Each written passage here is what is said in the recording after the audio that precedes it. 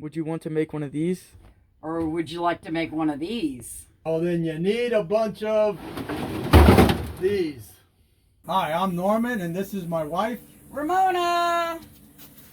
We are Creepy Crafty Creations. Try saying that 3 times really fast. Creepy Crafty Creation. Creepy Crafty Creations. Creepy Crafty Creations.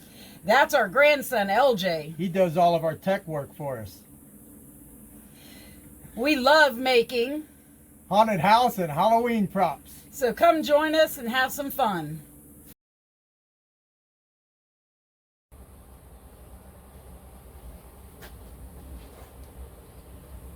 Okay, today we're going to be working on milk jug skull.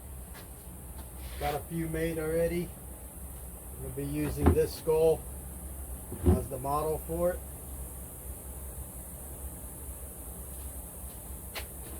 First thing we're going to need is a milk jug.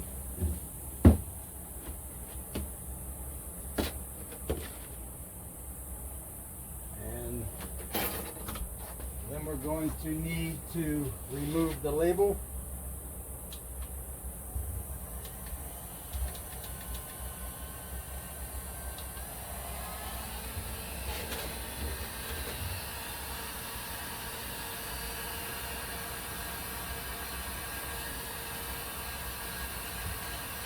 You should just heat it up, and most of the time it'll peel off. Sometimes it'll leave a little bit of a residue behind, but that'll be okay.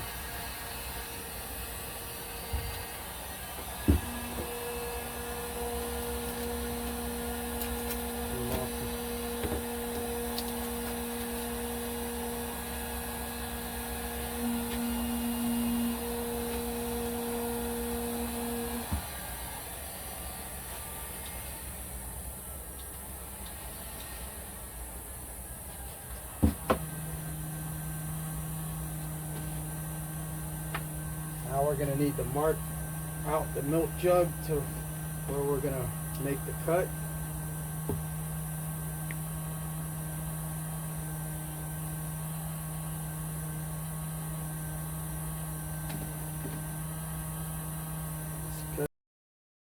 Cutting off the top of the milk jug and the handle. Just enough to fit the skull inside the milk jug. I use scissors to cut it out. You can also use a razor knife. I prefer the scissors to make a pilot hole.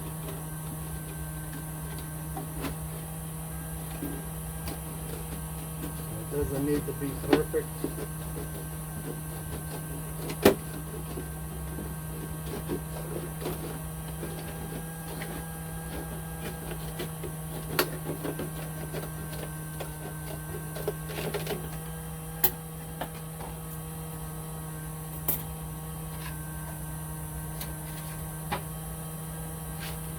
See if this skull will fit in here. Leaving the bottom jaw on.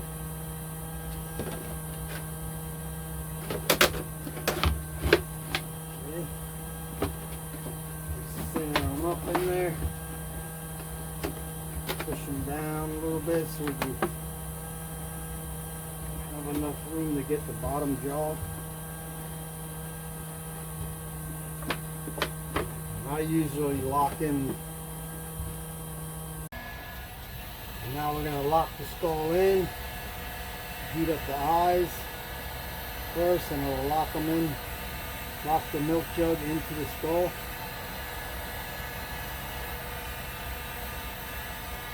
See the plastic changing colors, getting a clear color. That's a sign that it's ready to be formed.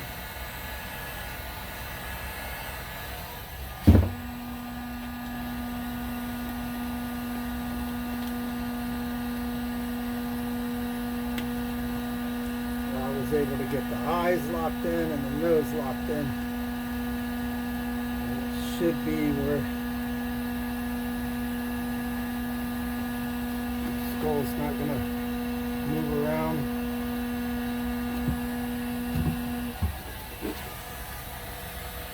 On the cheekbones. temple area.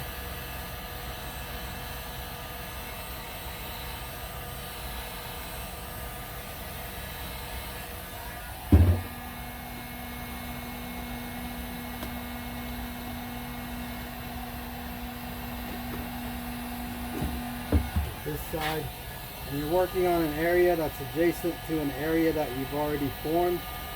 Try to direct the heat gun, the heat away from the area that's already done, where it's possible you might re-melt this area that was already finished, and then you'll have to go back and redo that section.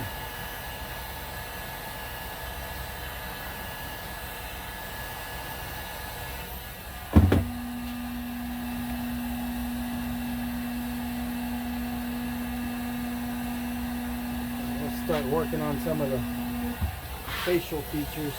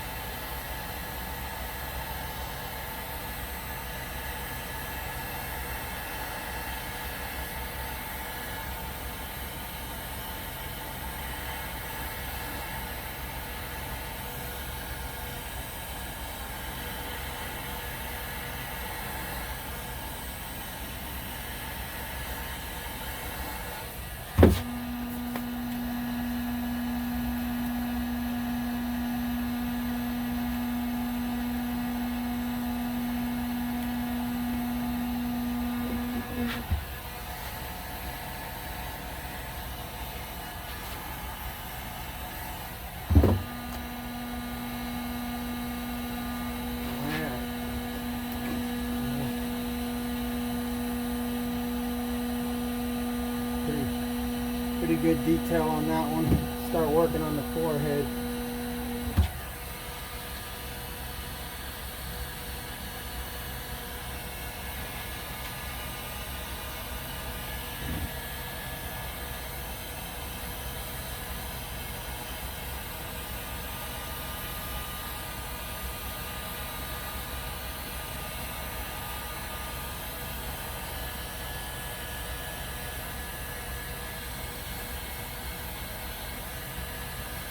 Some people use a sponge to cool down the plastic. I prefer a cloth, a damp cloth.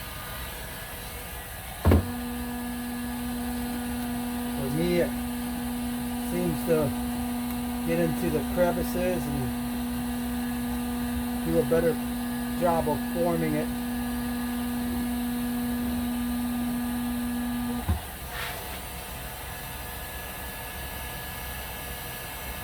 And a lot of people use a stand. They'll mount the skull to a stand and then mount the stand to their work surface and work on the skull like that, so that it frees up both of their hands. But I prefer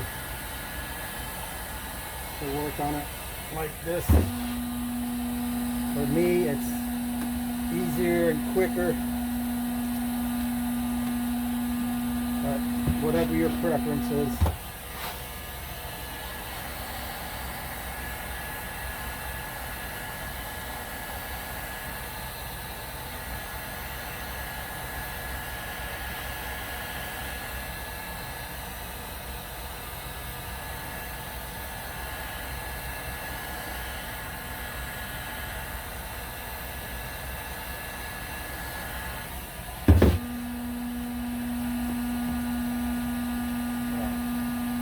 Skull's getting pretty warm.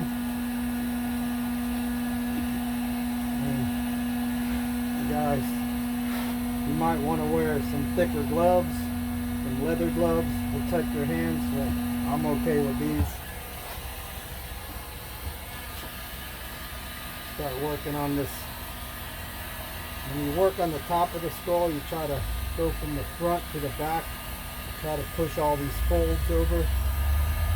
I'm not going to get all of them, and I mean, I kind of like them because they give it some wrinkles on there, some effect of like a, give you the effect of like skin or flesh stuck to the skull. I like that look, so I'm okay with it. Right here we're going to get a wrinkle. Some of that's going to be wrinkled.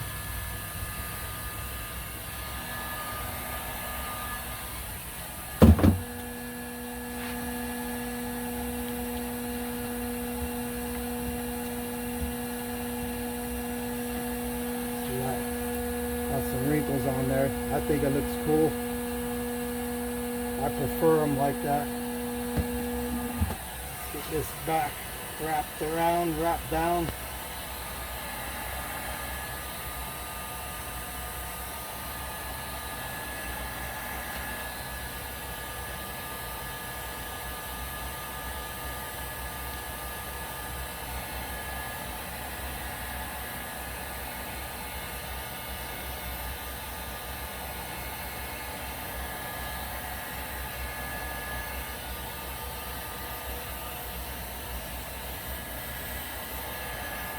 And if you're looking for an inexpensive way to make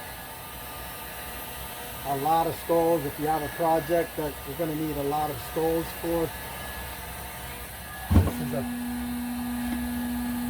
pretty good, inexpensive way to get it. Reasonably quick. I mean, the longer you spend on it, the more detail you can get out of it. But I'm okay with those. With that, to me, that looks pretty good. I mean, you could reheat it. If you wanted to, you could reheat some of this area to get more detail in the on the teeth and the jawbone.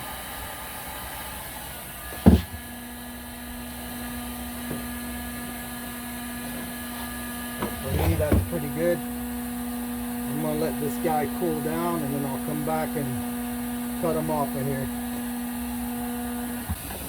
Okay, he's cooled down. We can cut him off. Start from the back. At the lower part of the skull. And just start working your way up. I use scissors. You could do that with a razor knife, but I prefer the scissors. Just be careful. You don't want to lose any digits. About halfway up the top of the skull should work.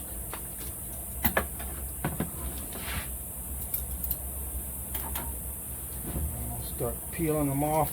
Sometimes they can be a little stubborn coming off of here. And if you get a little deformity like that, once you get it off, it'll pop back into place.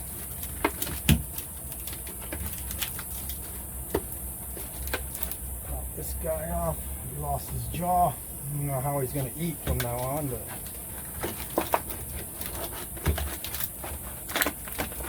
so there we go. Pretty good. Came off reasonably easy. See, he's a little deformed. You can pop him back in there. Please stay tuned for a follow-up video of painting and aging the skulls. Please like and subscribe. Thank you for watching.